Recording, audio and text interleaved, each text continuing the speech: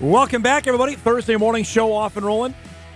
You'll hear from Southeast Missouri State head coach Tom Batukowicz coming up in about an hour. Redhawks getting ready for their battle with the Bison on Saturday. Also on Saturday in Jamestown, pretty big deal. The Jimmies are going to host their first game as a Division II school as they'll take on Southwest Minnesota State after falling in their opener to Augustana. Always great to visit with head coach Brian Mistro this morning. I was just visiting, obviously, before on what went down yesterday. You're a head coach of 100 guys aged, 18 to 23, which, I mean, they can't agree on anything, let alone, the color of the sky. I'm just, as you saw what unfolded yesterday, how do you even address that? How do you talk to your team about what's happening in the country these days? I was getting the field ready, putting pylons down and things, and some of the guys are coming down like, Coach, did you see this? I'm like, see what? And so I really didn't know what was going on, and then so we didn't really address or talk about much yesterday. But listening to you, Dom, and just kind of before we got on, we're in a fragile state right now, and I'm going to talk to our guys like, guys love each other, man. And we can have healthy conflict and we can disagree. But I think I saw somebody on Twitter that's got some ties. I think it was NDSU, former player. Like, football locker rooms are a place where people should really examine. Yep. Because like, we come from all different walks of life, all different parts of the country, and we can come together for a common goal. And it's fun to watch unfold and fun to watch happen. And we're, I think Mother Teresa said it, like, go home and you want to change the world, go home and love your family.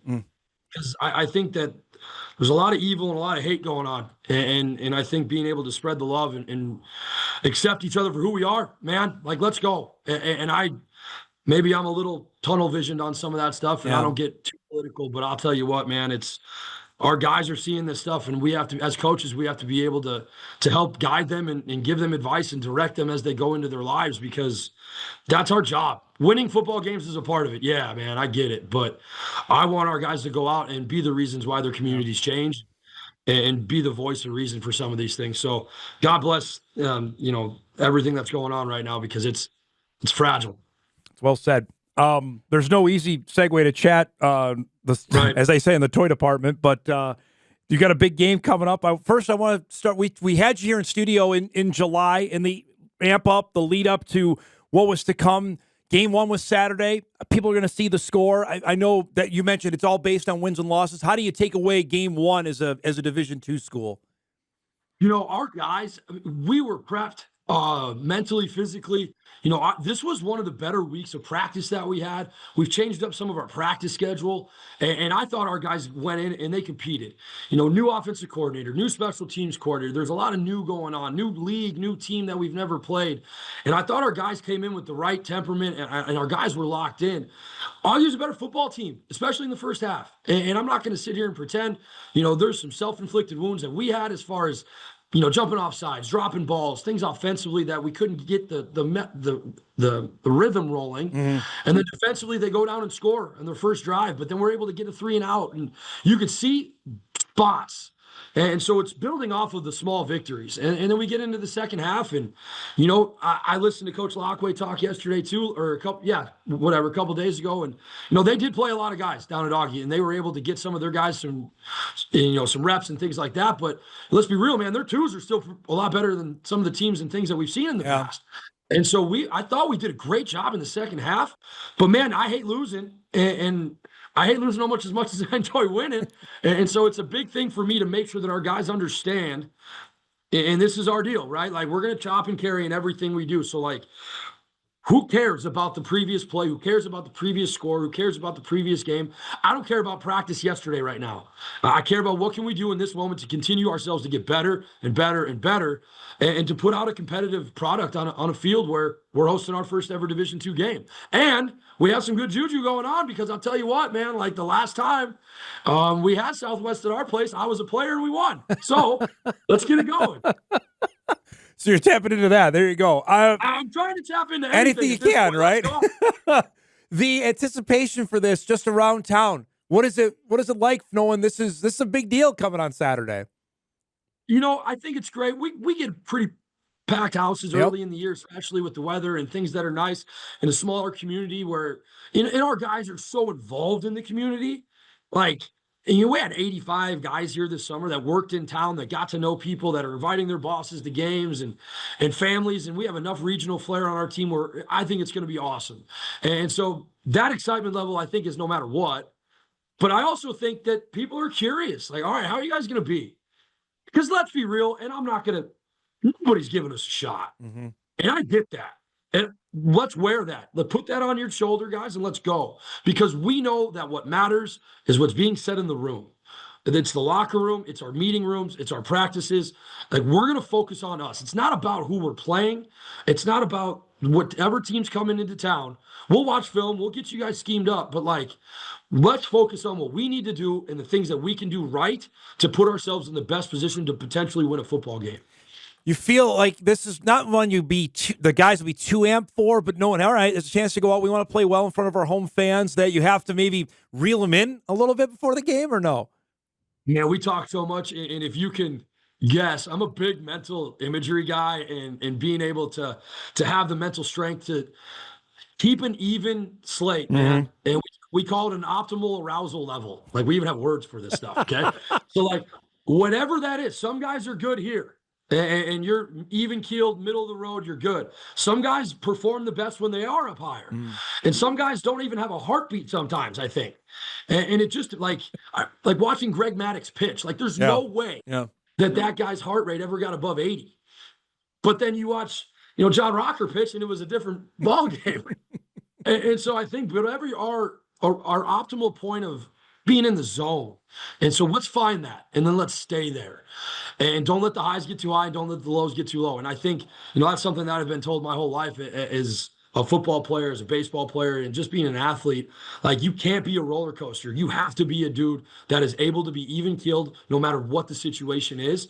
And I think that can carry into life too, man. I want to ask on just going out, you knew what the talent was, but actually seeing it, does that change your constant evaluation as this year goes? Like, okay, we know the kind of players we need. Now we're out there facing it, we're playing it, that you're constantly like writing down, this is the kind of players we need going forward? Well, I think we've always kind of known that. Yeah. Even in recruiting, we were always waiting on when the D2s were done, and they were waiting on when the FCS were done and the FBI. Like, it always a trickle-down effect. And so, because we are a scholarship level as an NAI, when we were NAI, like, we were still able to give money out, like, hey, we're waiting, coach, until we get this offer. Well, so we kind of know the guys that we need to go after anyway, but let's call a spade a spade. If we're in the Big Ten, like, we're not Ohio State. We're not going to go and get the 5-star kid. We need to bring in kids that are Jimmies that we can develop to be really good Division II football players. And so we might take some chances on guys that nobody else did.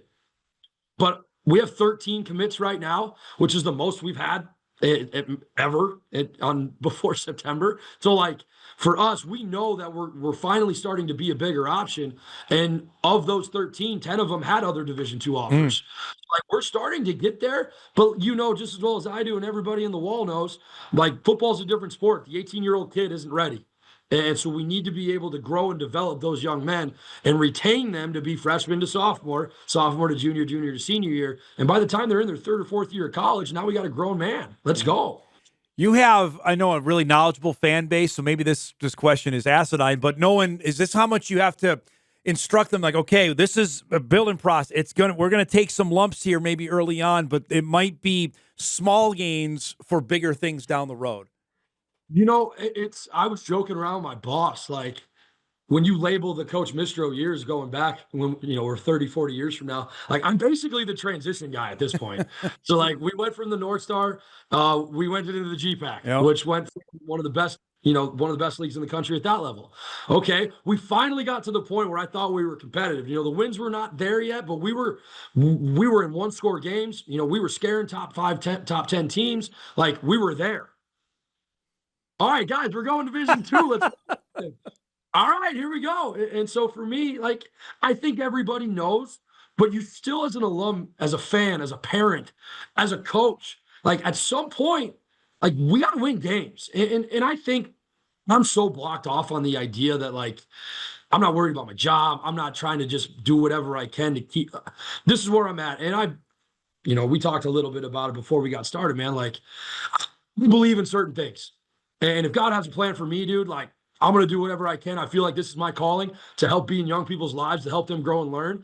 And I'm going to do whatever I can to put them in positions to be successful. And that's what our staff does. And so I let the ball roll where it falls, man. So, like, Yeah. I know that they know, but I also know that they want to see victories on the board. So, yeah, I'm around the community and we're talking like, hey, this is going to be an uphill battle. So what? Anything that's worth doing is going to be hard. How are we going to handle the hard?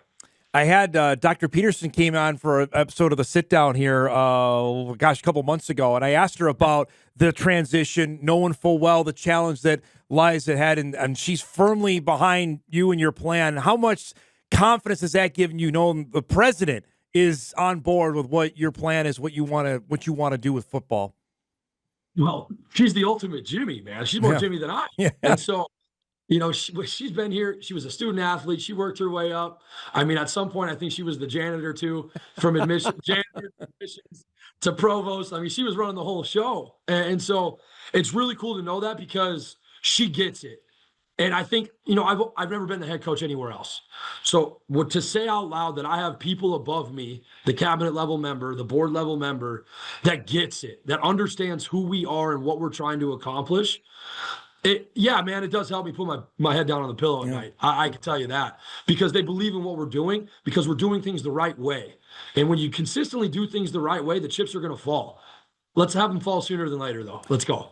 So watching game tape from this past week, I am curious. This is a third-party question. When you saw the Dragon quarterback, Jack Strand, what stood out for you when you watched the game tape last week when they played the Dragons?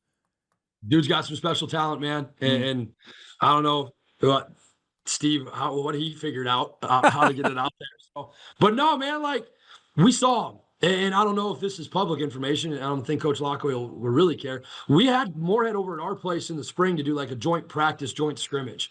So we got to see it live and in color. And it's different. And so when we get to that point, like, that'll be something that we need to figure out how we're going to, confuse him. But he hasn't seemed to be confused in the last couple of years. But, I'll be honest with you, watching film, we're focusing on Southwest, right?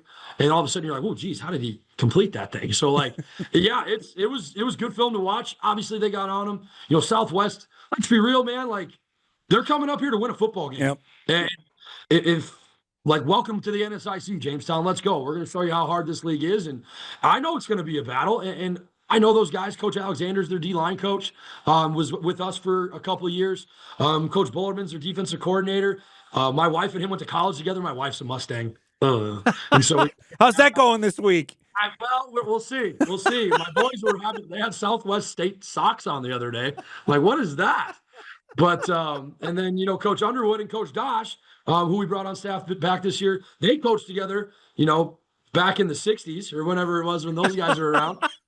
Coach Dosh will be mad at me. That'll be great. But, man, it's some really exciting times. College football is the greatest sport in the country, and I love every second of it. And it's going to be a really cool time on Saturday in Jamestown. Well, you got us fired up here, Matt. I'm excited to see what happens on Saturday. I appreciate the time as always. Thanks for doing this, and good luck Saturday, okay?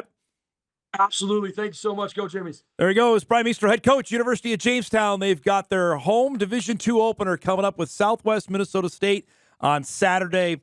We'll see how it fares there for Jamestown. They lost their opener to Augie this past weekend. Again, there's going to be some tough sledding here, especially in the best Division II league in the country. But we'll see. Southwest has struggled, so nothing to take it for granted. But you'll see what happens coming up in the game on Saturday. We're overdue for a break. We'll take one now. We come back. We'll wrap up our first hour. Big second hour plan, including you'll hear from SEMO's head coach about coming up to play the Bison. Back on Hot Mic on this Thursday right after this.